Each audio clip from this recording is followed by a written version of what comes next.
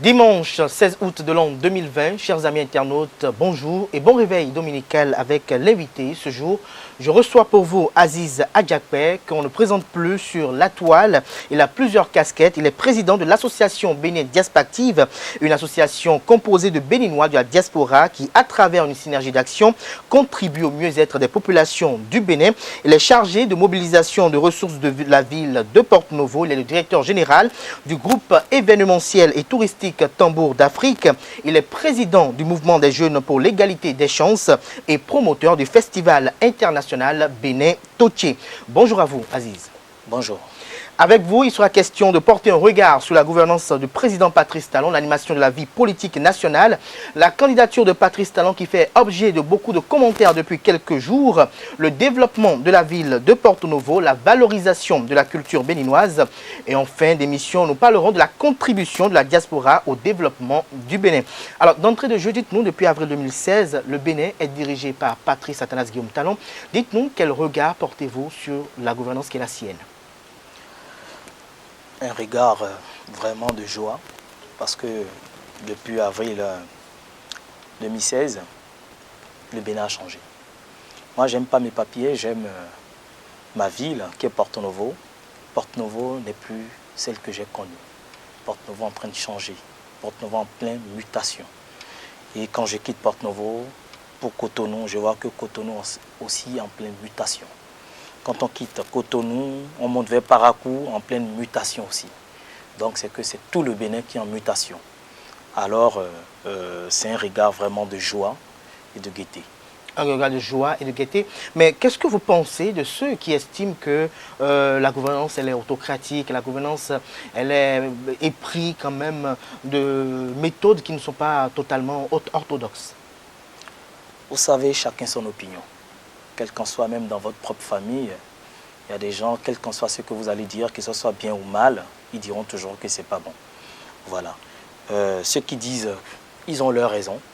Vous savez, chaque changement de régime, quelles qu'en soient les circonstances, il y a quelque chose qui se coupe.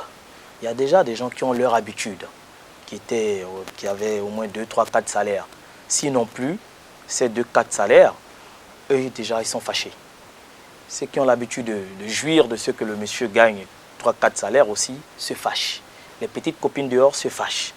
Vous voyez, c'est comme ça, c'est normal. C'est le cours des choses. Voilà.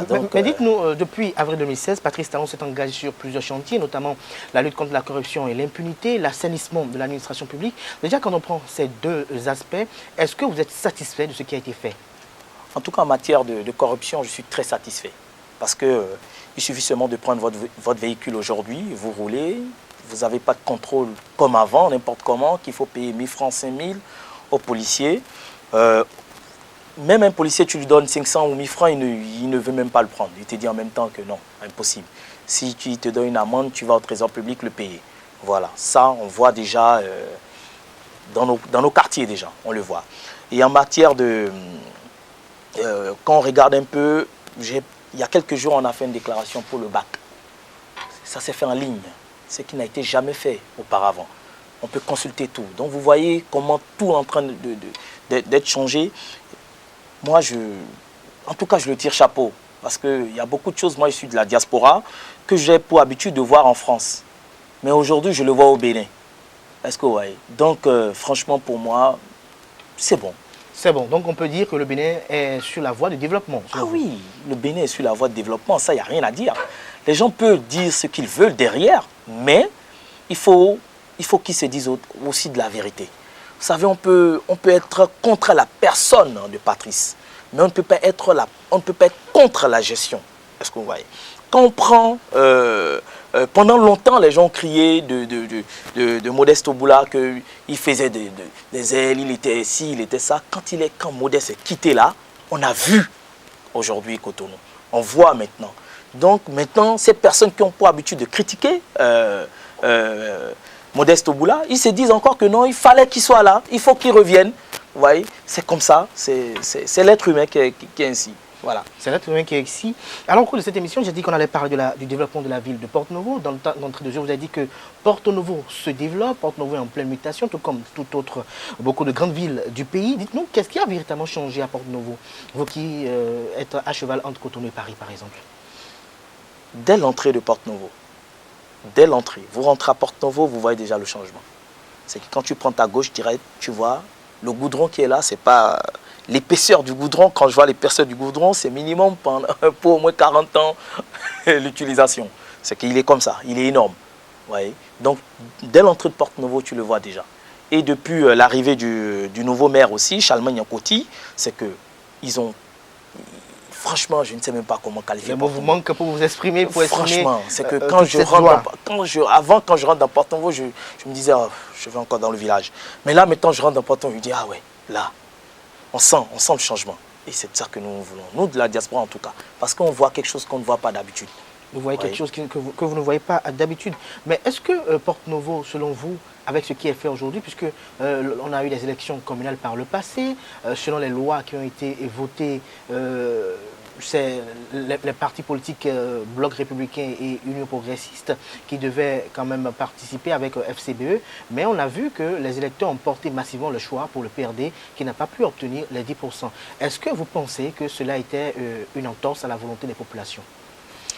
Vous savez, le PRD à Porto-Novo, c'est comme une religion. Donc, que le PRD fait bien ou mal, les gens ne regardent pas le bien ou le mal du PRD. Parce que si on aime le PRD, c'est grâce à Moucharaf Gbadamassi, père à son âme. Donc, les gens votent le PRD par amour. C'est pas qu'est-ce qu'il a fait de bon, qu'est-ce qu'il a fait de mauvais.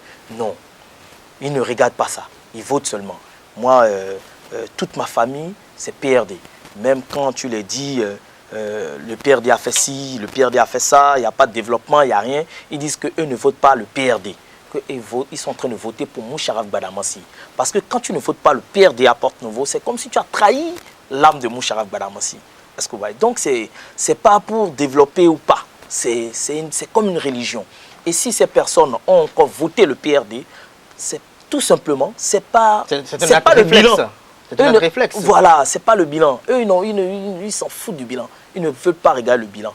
Et la majorité des jeunes qui ont compris, eux, ils n'ont pas voté le PRD. Mais la plupart de nos familles qui sont là, aujourd'hui, il y a des familles qui te disent carrément, si tu ne votes pas le PRD, tu sortiras de chez moi. Tu es obligé de voter le PRD. Parce que c'est une religion. C'est une religion à Porto-Novo. Alors, en entame de cette émission, je vous ai présenté comme chargé de mobilisation des ressources de la ville de Porto-Novo. Dites-nous comment se passe, comment vous mobilisez ces fonds-là, ces ressources-là pour la ville de Porto-Novo, et de quelles ressources s'agit-il? Est-ce que c'est des ressources financières? Est-ce que c'est d'autres types de ressources? Il y a plusieurs sortes de ressources. Vous savez, nous, au niveau de la diaspora, il y a beaucoup de personnes qui ont, je prends le cas typique des entreprises. Vous voyez, on a des Béninois qui sont dans des grandes entreprises au niveau de la diaspora. Mais par contre, ils préfèrent faire des dons au niveau, par exemple, parce qu'ils ont une facilité au niveau du Togo, du Sénégal. Voilà. Mais au jour d'aujourd'hui, le maire, l'ancien maire, il avait compris qu'il fallait une personne là qui peut ramener le besoin. C'est qu'on vient, on demande, bon, c'est quoi notre besoin? Moi, maintenant, je vais chercher ces entreprises pour dire, bon, voilà, Porto-Novo aujourd'hui a besoin de ça. Si vous en avez, nous on est preneurs. Oui. Ça peut être en matière de financement, ça peut être en matière de matériel, tout. Voilà, voilà, c'est un peu ça. Mais aujourd'hui, à l'heure où nous parlons actuellement, de quoi Porto-Novo a besoin? Porto-Novo a besoin d'infrastructures. Parce que nous avons, quand on rentre dans Porto-Novo, tout Porto-Novo, c'est un musée à ciel ouvert, vous voyez. Il n'y a rien dans Porto-Novo, à part aujourd'hui l'arrivée du nouveau départ, où les choses sont en train de changer. C'est que Porto-Novo, il faut carrément tout changer dans Porto-Novo. C'est une ville à rebâtir, selon vous? Voilà. C'est une ville, je dirais, une ville vierge. Qu'on peut maintenant, on peut dire, bon, aujourd'hui on est prêt à investir dans Porto-Novo, ramener encore des immeubles à Porto-Novo, ramener des ministères à Porto-Novo. Voilà. Porto-Novo a encore besoin de tout ça aujourd'hui. Alors, Porto-Novo, c'est la capitale du Bénin. Est-ce que l'image qu'elle a toujours reflétée, est-ce qu'elle est digne d'une capitale? Sinon, si elle n'est pas digne d'une capitale, que faut-il faire? Ah non, pas du tout. Pas du tout. Oh, Porto-Novo n'est pas pour moi, c'est même pas la capitale, parce qu'on ne la considère pas comme la capitale. Ils ne l'ont jamais considéré comme la capitale. Je dirais peut-être, comme le nouveau départ est là, peut-être, je ne sais pas, avec ce qu'ils ont commencé, on peut dire qu'ils sont en train de lui donner un peu le nom de la capitale. Un nouveau souffle. Et on a vu qu'il y a un festival international qui a été entamé pour essayer un peu de valoriser la culture de Porto-Novo. Quelles sont vos impressions à ce sujet? Est-ce qu'il valorise vraiment la culture de Porto-Novo? Est-ce qu'il le valorise vraiment? Vous savez, moi je prends mon cas typique, quel qu'en soit ce que tu fais, si tu n'aimes pas ce que tu fais, ça ne sert à rien de le faire. Vous voyez, le festival, c'est un grand festival. Pour faire ce festival, il faut d'abord valoriser les cultes porto-noviens avant de dire que tu veux chercher des trucs. C'est comme les artistes. On ne prend pas, il y a beaucoup d'artistes porto-noviens qui ne sont pas sur la scène. Est-ce qu'on va? Si on veut valoriser vraiment, si on dit que ça appartient d'abord à Porto-Novo, il faudrait d'abord commencer par ramener les artistes porto-noviens sur cette scène. Valoriser nos cultes réellement. Ce n'est pas chercher des gens d'ailleurs, les gens à gauche, à droite, non. Il faut d'abord chercher les gens de Porto-Novo eux-mêmes et sortir quelque chose d'eux-mêmes. Là, on sent que, là, tout le monde se sent impliqué. Mais les gens sont fâchés à Porto-Novo. Les gens ne veulent même pas entendre parler du FIP. Les gens n'en veulent même pas entendre parler du FIP. Parce qu'ils sont fâchés, ils sont mécontents. Des gens ils partent prendre des artistes d'ailleurs, ils prennent des... Je ne sais pas, c'est tout un mélange. Bon, peut-être avec l'arrivée du nouveau maire, peut-être ça va changer. Voilà. Peut-être ça va changer. Mais selon vous, en tant que promoteur culturel, qu'est-ce qu'on peut faire aujourd'hui, à l'heure actuelle, si le maire actuel il vous donne l'occasion de vous écouter, qu'est-ce qu'on peut faire pour redonner quand même de souffle à ce festival et permettre que tout le monde puisse y participer? La première des choses, c'est d'abord la formation des guides touristiques. Parce que, comme je l'ai dit tantôt, Porto-Novo est un musée à ciel ouvert.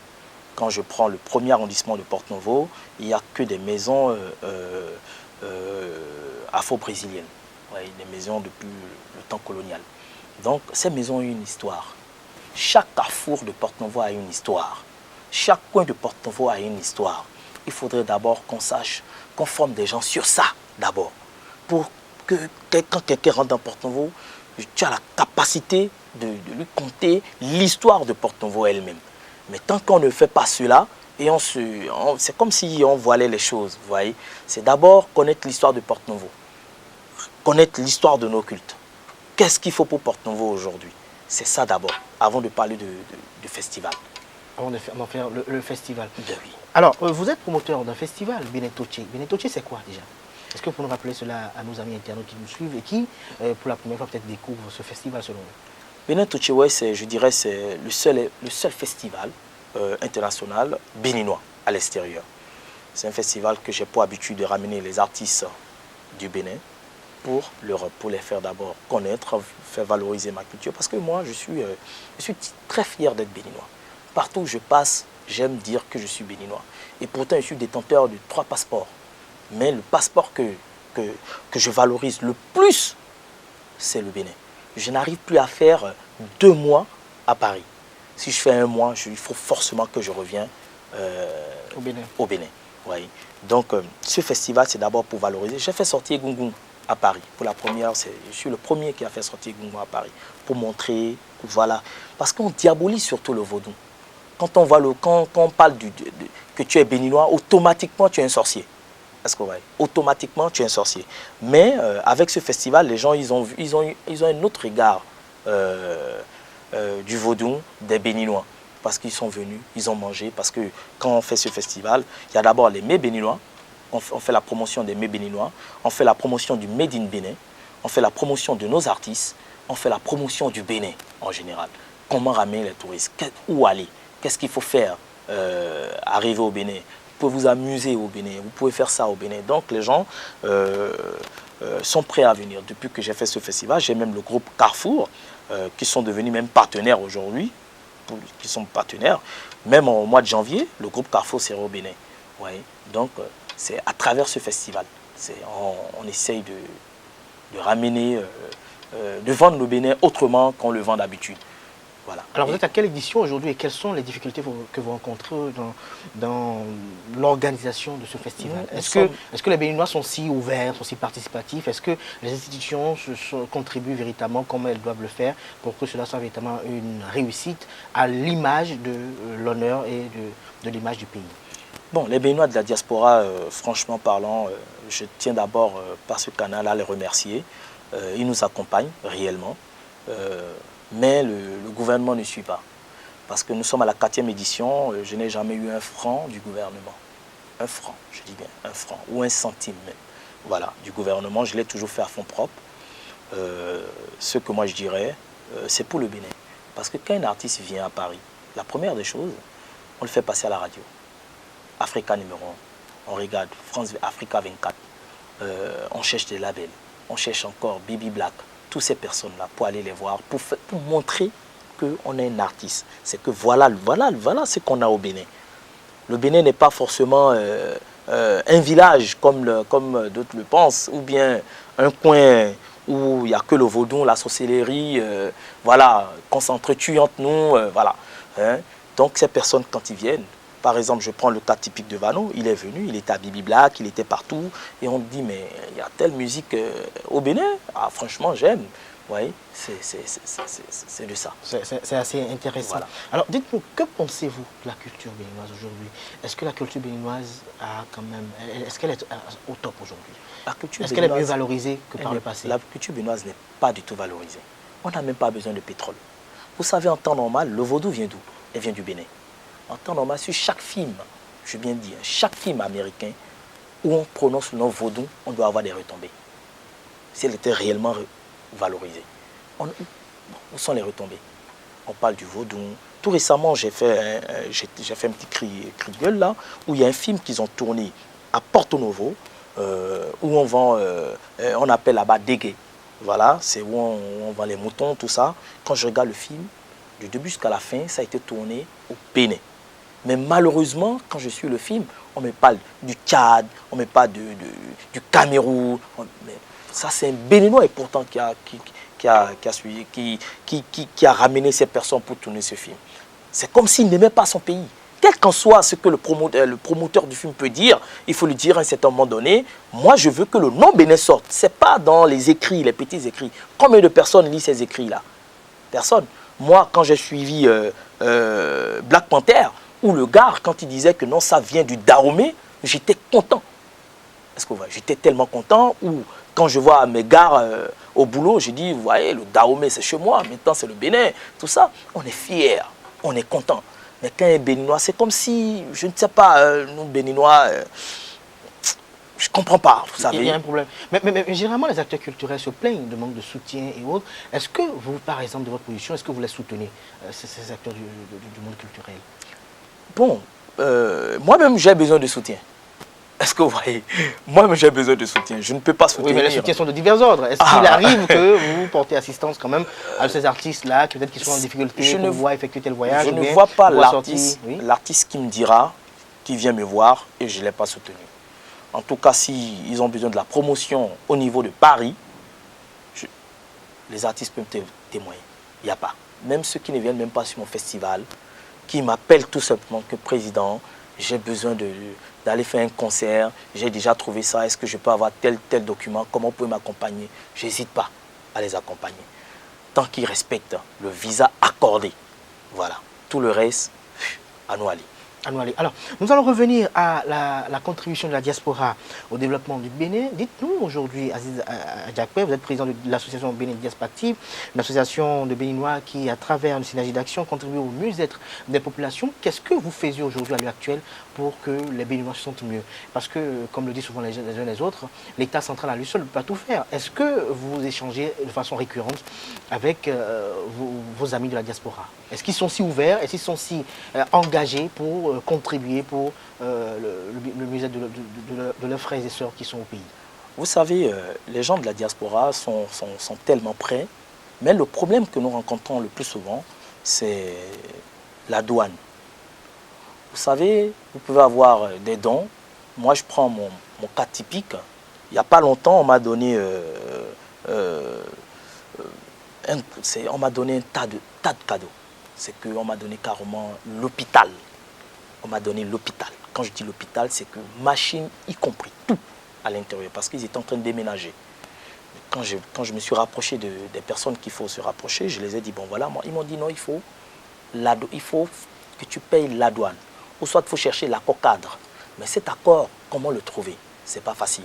Il faudrait déjà que notre gouvernement puisse savoir si c'est au niveau du consulat ou si c'est au niveau de l'ambassade, où on pourra, par exemple, si c'est chaque 3 mois, les associations des Béninois de l'extérieur, déposer leurs dons et acheminer sans problème. Ce serait pas mal. Les gens, moi, il y a des gens, vous savez, on a l'été, on a l'hiver, on a le printemps, on a beaucoup de choses et à chaque moment, on veut les changer. Et d'autres pour faire les jets. Vous avez un frigo, il tombe en panne. Le prix de la réparation coûte le prix d'un nouveau frigo. Qu'est-ce que vous faites de ce frigo? Vous le jetez et vous achetez un nouveau frigo. Voilà. Alors, au lieu de jeter ce frigo, vous pouvez tranquillement dire, bon voilà, moi je donne ça à telle association. Mais si vous donnez à cette association n'arrive pas à l'acheminer au pays, il fait quoi? Il le jette au retour. C'est comme ça les problèmes que nous avons. Moi j'ai des dons, mais quand je reçois ces dons, je paye moi-même le transport. Vous voyez? Et ça devient un coût pour moi. Et maintenant, depuis quelques, je dirais, ça fait 1 an, j'ai stoppé parce que j'arrive plus.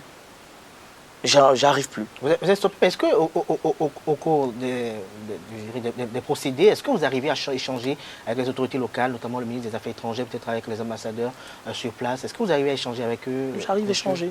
On échange régulièrement même. Mais il faut voir tel, c'est que si on t'envoie chez tel, il faut voir tel, il faut telle signature. En temps, c'est des trucs banals. Parce que, c'est ça je disais il n'y a pas longtemps à un politicien, je lui dis comment la Côte d'Ivoire a été développée. La Côte d'Ivoire a été développée au temps de Fouet parce qu'il a laissé les gens investir. Il a dit, ok, je te donne le terrain, construis. Si tu construis, je ne pense pas qu'en partant, en plus un étranger, si tu veux partir, je prends les Libanais, à l'époque, il est donné des terrains. Il sait que quand il va retourner au Liban, il ne partira pas avec ce qu'il a mis là. Ça restera pour la Côte d'Ivoire. Donc si nos autorités peuvent déjà comprendre cela, laisser les gens investir, les gens de la diaspora qui veulent investir, faciliter les choses. Ce serait plus simple pour ces personnes pour venir investir, pour créer des entreprises, pour avoir une assurance, pour se dire nous sommes prêts à revenir au pays investir. Parce que les gens n'ont pas ce courage à revenir. Ils ont peur. Parce qu'ils se disent, si je mets ça, si on me prend ça, comment je vais le récupérer? Parce que celui qui est au pays, il connaît tel procureur, il connaît tel ministre, voilà, c'est tout ça qu'il faut essayer d'abord d'arranger. Est-ce que la caricature que vous faites là, elle rime avec un peu ce que le président Patrice Talon a appelé à ce que l'on enterre définitivement l'entame de son quinquennat? Il parlait de la béninoiserie. C'est le meilleur. Le système béninois, c'est un système de fois que je me pose des questions. C'est qu'il faut avoir le cœur pour vivre au Bénin. Il faut avoir le cœur pour débattre avec un Béninois. Parce que quand on débat même, c'est que pour lui, il a raison. Le Béninois n'aime pas avoir tort. Je ne comprends pas pourquoi. Et pourtant, moi, avec ma fille, quand j'ai tort, je lui dis j'ai tort, excuse-moi. Voilà, ma fille de 5 ans. Ouais. Il faudrait déjà qu'on a cette culture-là. Se dire, bon, ah oui, tu as raison. Mais La culture de la tolérance. C'est ça. On n'est pas tolérant. On veut être ferme dans tout. Et on veut avoir raison. C'est que tu n'as pas raison. Si je dis ça, c'est ça, plus rien d'autre. Voilà. Alors, on a eu dit qu'il y aurait plusieurs associations de Béninois de la diaspora. Est-ce que vous confirmez cela? Il y a plusieurs associations. Mais est-ce qu'il n'y a pas de conflit d'intérêts entre ces différentes associations? Est-ce qu'il n'y a pas de guerre entre associations de Béninois de la diaspora? Non, pas du tout. Parce que chacun dans son domaine. Maintenant, si quelqu'un cherche la guerre, ça c'est entre eux. Moi, personnellement, je ne cherche pas la guerre. Et j'ai aucun conflit avec un président d'association. On est tous bien, on se voit, on mange, on rigole, on discute. Et voilà. Maintenant, chaque personne a son domaine. Vous savez, au niveau de la diaspora, il y a les associations des gens de Porto Novo, il y a les associations des gens de Ouida, il y a les associations des gens de Ganvier. Vous voyez, c'est comme ça, c'est la diversité. Hein? Maintenant, si toi, de Porto Novo, tu trouves que, bon voilà, j'ai trop de dons, je vais donner à mon ami de Ganvier, j'hésite pas à lui donner. Que bon, voilà, moi je ne peux pas, tiens, voilà, c'est ça. Mais si maintenant l'autre se dit, bon, c'est toi seul qui trouve trop de dons, puisque C'est ça le béninois. Hein, comment tu fais? Ça, maintenant, ça c'est encore notre problème, c'est notre débat. C'est un autre débat qu'il ne faut pas ouvrir. Alors nous allons évoluer dans cette émission qui tend progressivement vers sa fin. Alors à l'entame de cette émission, vous avez dit que vous êtes admiratif de la gouvernance Talon.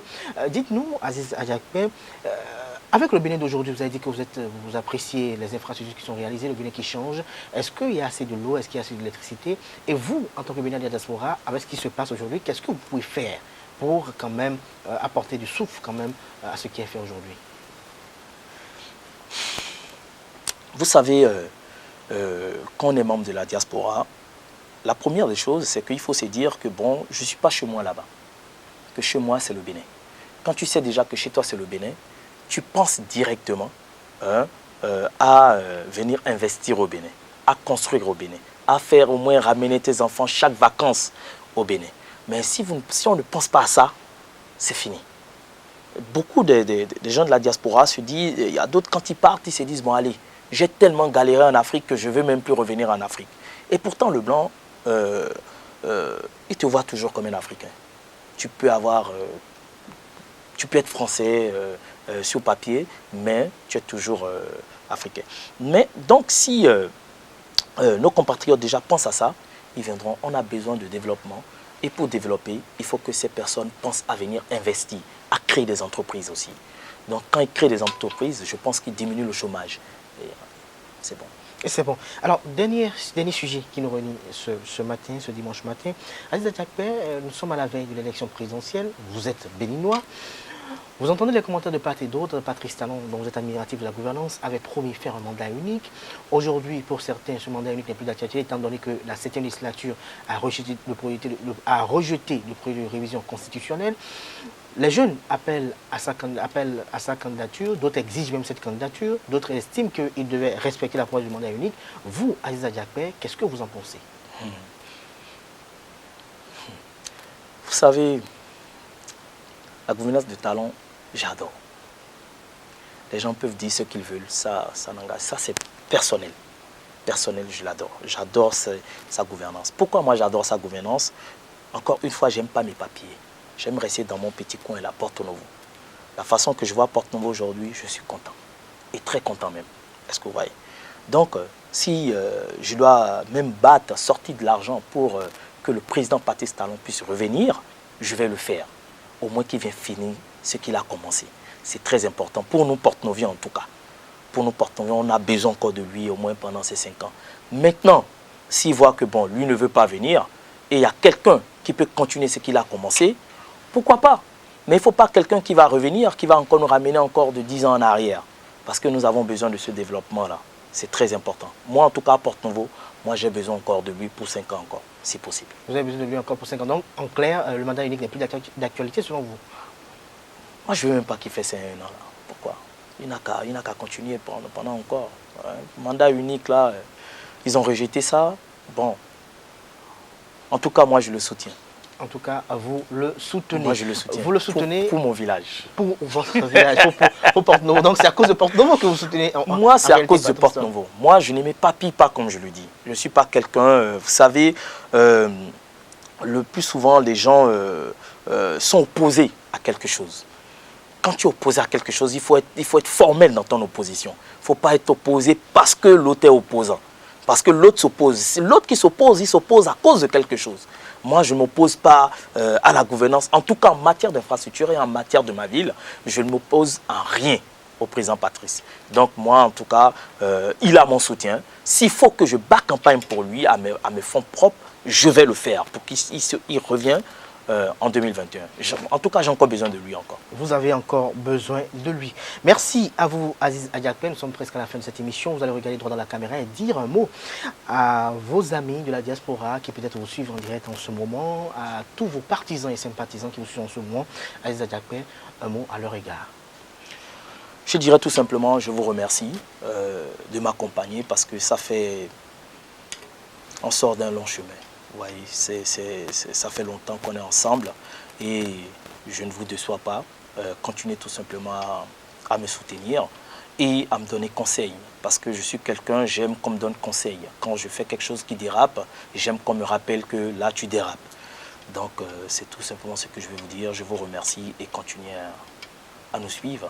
C'est tout. Merci à vous, Aziz Adjakpé. Chers amis internautes, on retiendra de cet entretien que notre invité est très admiratif de la gouvernance du président Patrice Talon, car pour lui, depuis avril 2016, le Bénin a changé, Porto-Novo est en pleine mutation, tout comme la ville de Cotonou et celle de Parakou et bien d'autres grandes villes du pays. Il est satisfait de la lutte contre la corruption et l'impunité engagée sous l'égide du président Patrice Talon.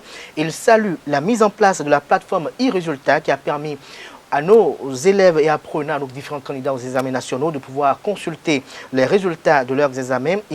Pour lui, il faut être honnête, on peut être contre une personne et non la gouvernance de cette personne. Et donc, il faut apprécier ce qui est qualitativement fait depuis avril 2016.